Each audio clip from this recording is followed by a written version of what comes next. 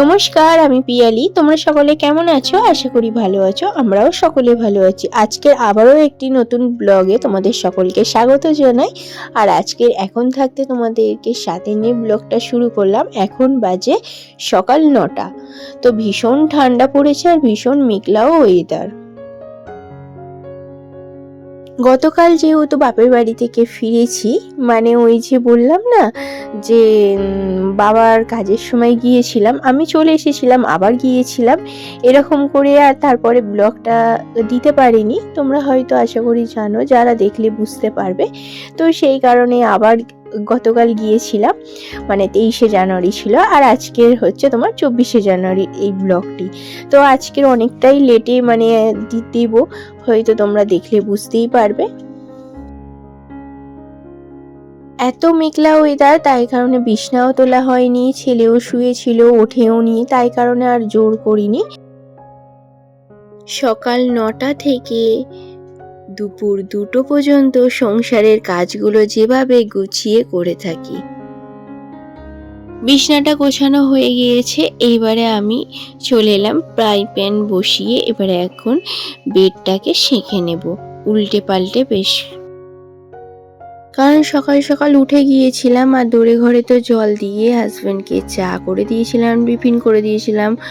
ও বেরিয়ে যাওয়ার পরেও কিছুটা আমি সময় কাটিয়েই তারপর আমি 9টা থেকে কাজ শুরু করলাম আর তোমাদেরকে সাথে নিয়ে শুরু করেছি।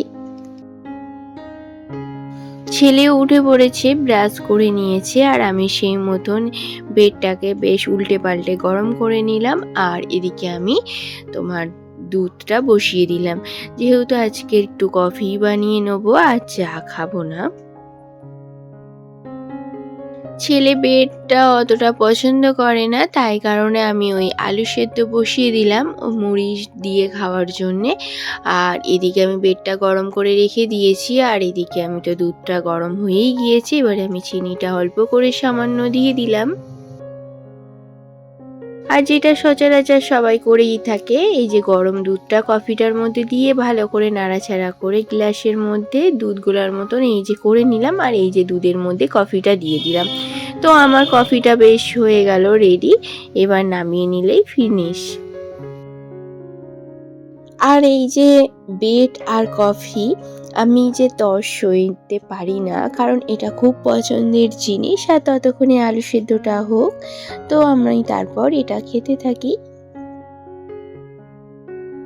কফিটা চুমুক দিতে দিতে ভীষণ ঠান্ডা লাগছে, আর গা থেকে চাদর বলো মানে সোয়েটার বলো কোনোটাই মানে আমি খুলতে পারছি না। তো এই শীতের মধ্যে এই জিনিসটা খেতে ভীষণ ভালো লাগছে, গরম গরম কফি আর বেড। কার কার তোমাদের পছন্দ আমাকে কিন্তু কমেন্ট করে জানাবে। তারপর অনেকটা সময় কেটে গেছে, আর এখন এই যে আলু সেদ্ধটা মাখা, তার সাথে চানাচুর, একটা ভেজিটেবিল, একটা চপ দিয়ে মুড়িটা বেশ করে মাখিয়ে নেব। আর তারপর খাওয়া শুরু করে দেব, যেহেতু গতকাল রাতে কিছুই খাইনি, শুয়ে পড়েছিলাম। একদমই খাওয়ার মতন ইচ্ছা ছিল না, আর ঘুমের পরিস্থিতির কারণেই মানে কি বলবো, ঘুমিয়ে পড়েছি, খাওয়া আর হয়নি। খাওয়া দাওয়ার পরে আবার কাজে লেগে পড়লাম। এই যে আমি ঝাড়ুটা দিয়ে দিতে শুরু করলাম। তো ঝাড়ুটা দিয়ে দিই, কারণ দড়ি ঘরে জল দিয়েছি, সেই মতন তো কাজের কোনোটাই হাত দিইনি। তো সেই মতন ঝাড়ু দিয়ে তারপরে ঘর বাড়িটা পরিষ্কার করে নেব মোছামুছি করে। এই সময় এই কাজগুলোই করে থাকি, আবার অন্যান্য দিনগুলো এই কাজগুলো অনেকটাই আগে হয়ে যায়। আর এখন ঠান্ডা বলে কাজগুলো ভীষণ দেরিতেই হচ্ছে, আর কি করব। নিজের ঘরের কাজ কখনো মনে হয় না যে দাসীবাদী বা কাজের লোক। নিজের ঘরের কাজ নিজেদেরই সুন্দর করে যতটা পরিপাটি করে গুছিয়ে করতে পারবো, ততটাই নিজেদেরই আখেরে লাভ, তাই না? এবার ঝাড়ুগুলো দিয়ে দিলাম চারিদিকটা বেশ ভালো করে, কারণ এত বালির কি বলবো, কারণ ঘর বাড়িটা না ঝাড়ু দিয়ে মুছলে না এই বালি বালি থেকে যায়, সেই জন্য ভালো করে ঝাড়ু দিয়েই মোছাটা শুরু করে দিলাম। আর আমার এই কাজটা প্রতিদিনেরই থেকে যায় আর এগুলোকে করতেই হয়। আর এখন তো অল্প কাজ, পরে তো আমার কাজটা আরোই দ্বিগুণ বেড়ে যাবে, তখন তো আরোই সময় বের করাটা ভীষণ টাফ। মেঘলা ওয়েদারে ঘর বাড়িটা মোছামুছি করলে কখনোই শুকোতে চায় না, কারণ চারিদিকটা যে স্যাঁতস্যাঁতে ভাব তো থেকেই যায়।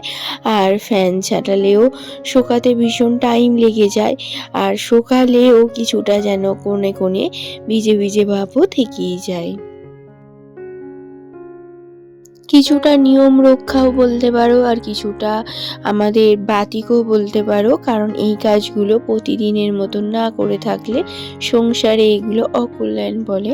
তো এই কাজগুলো আমাদের করতেই হয়, যতই মেঘলা থাকুক বৃষ্টি হোক, তাই না?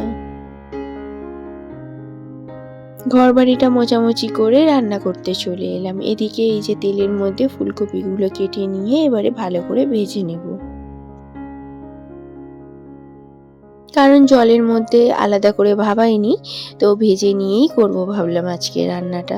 আর এদিকে ভাতটা প্রায় শেষই, মানে বেশিরভাগটা সিদ্ধ হয়েই গেছে, এবারে মানে ফ্যান ঝেড়ে নেওয়ার সময় হয়েই গেছে, আর কিছুটা হলে নামিয়ে নেব।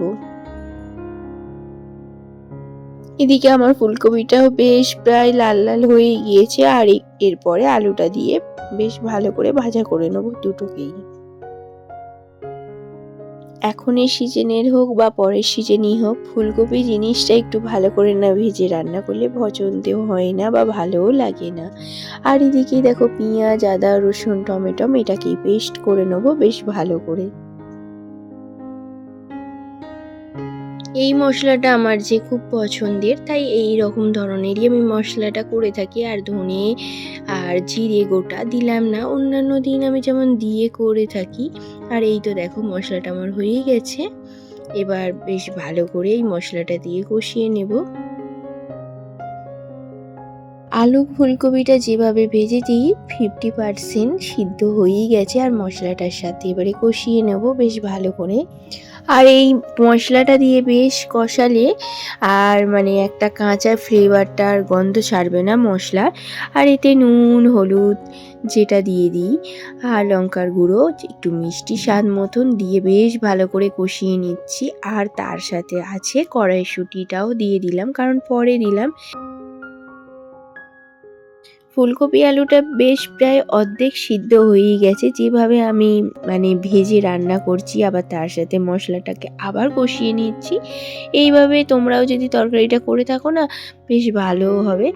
আর এবারে জলটা এবারে স্বাদ মতন দিয়ে দেব, মানে যতটা পরিমাণে আমি তরকারির জলটা রাখবো মিডিয়াম আমি রাখবো, কারণ এই তরকারিটাই আর ভাতটা করব, আর কিছু সেরকম করবো না, তাই আমি বেশ মিডিয়াম মতন জল দিয়ে দিলাম।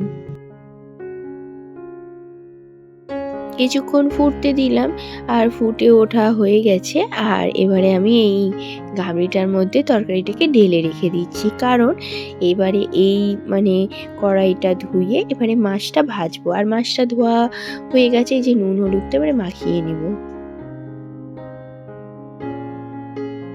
আজকের মাছ এনেছে ছেলে 2 পিস পেটি, 1 পিস চাকা আর একটা মুড়ো।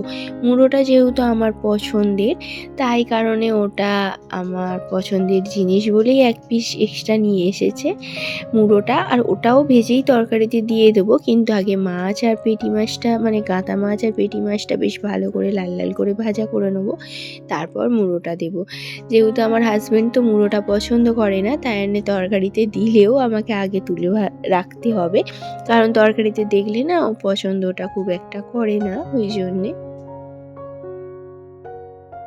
মাছগুলো তুলে নেওয়ার পরে ওই কড়াইয়ের তেলেতেই মুড়োটা বেশ ভালো করে উল্টে পাল্টে নাড়াচাড়া করে বেশ ভেজে নিচ্ছি। আর তারপর এবারে এই যে তেলটা যেটা কিছুটা রয়ে যাচ্ছে মানে মাছ ভাজা, এই তেলের মধ্যেই তরকারিটাকে দিয়ে একটু ফুটিয়ে নিলেই আমার রান্না হয়ে যাবে, আর তারপরেই আমরা সকলে মিলে খাওয়া দাওয়া করে নেব। আর যেহেতু আমার ছেলে ঠাকুরকে জল ধূপ দেওয়া হয়ে গিয়েছে তারই মধ্যে, আর এই তো দেখো আমি তরকারিটা এবার ঢেলে নিলাম, আবার এবারে ফুটিয়ে উঠলেই আমার হয়ে যাবে আর রান্নাটা। আর কি বলো তো, এই যে ছেলে আছে যেহেতু বুধবার ছিল, তাই কারণে আর ছেলেকেই বললাম দিয়ে দিতে। তারপরে এই যে সকলে মিলে আমরা খেতে বসে গেলাম। সকলে বলতে আমি, আমার হাজবেন্ড আর আমার ছেলে, তিনজনে খেতে বসে গেলাম। আর দেখছো ভীষণ ঠান্ডা, আমার হাজবেন্ডও সোয়েটার মানে জ্যাকেট খুলতে পারেনি, আমিও চাদর গায়ে খুলতে পারিনি। কিন্তু ছেলেদের মানে ওরা যে বাচ্চা, তো ওদের সবসময় একটা গরম ভাব থেকেই যায়। কি বলবো, আমাদের ভীষণ ঠান্ডা লাগে। আর এই ঠান্ডার মধ্যে এই যে খেতে খেতে আমি তোমাদের কাছে বিদায় চেয়ে নিচ্ছি। তোমরা সকলে ভালো থাকবে, সুস্থ থাকবে, আবারও দেখা হবে।